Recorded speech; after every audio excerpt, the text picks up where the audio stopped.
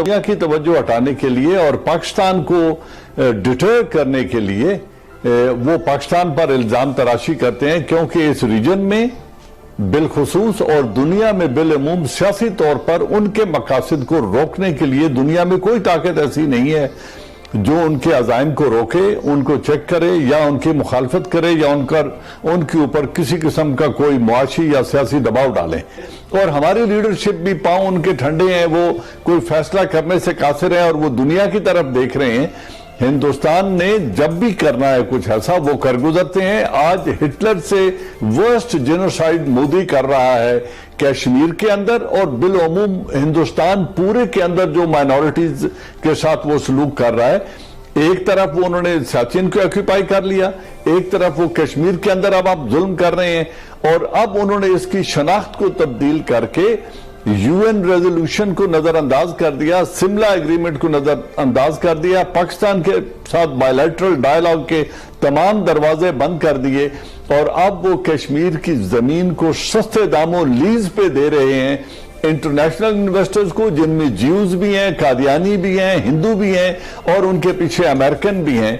अगर वो ये इसमें अब्जॉर्ब करने में कामयाब हो जाते हैं और यहां पर वो अपने इजराइल और हिंदुस्तान अपने बेसिस बना लेते हैं कश्मीर के अंदर, तो फिर हम दिफाई जंग लड़ते रह जाएंगे। उस वक्त हम खुदा ना खास्ता कैजुअल्टीज भी उठाएंगे और पाकिस्तान आजाद कश्मीर का और गिलगित बल्तिस्तान का दिफा करने पे मजबूर हो जाएंगे।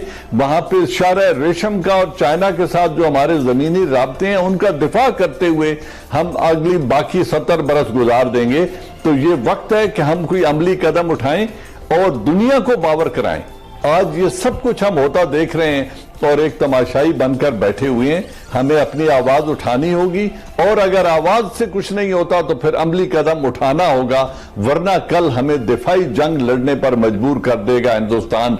उस वक्त हम जानी खुदा ना खास्ता जानी नुकसान भी उठाएंगे। जिस जंग को हम अवॉइड कर रहे हैं ये हम पर थोप दी जाएगी, और फिर हम उस वक्त आइंदा 70 बरस शारा रेशम का और गिलगित बल्तिस्तान का और आजाद कश्मीर का दिफा करते रहेंगे, और इस कश्मीर को हम खो चुके होंगे।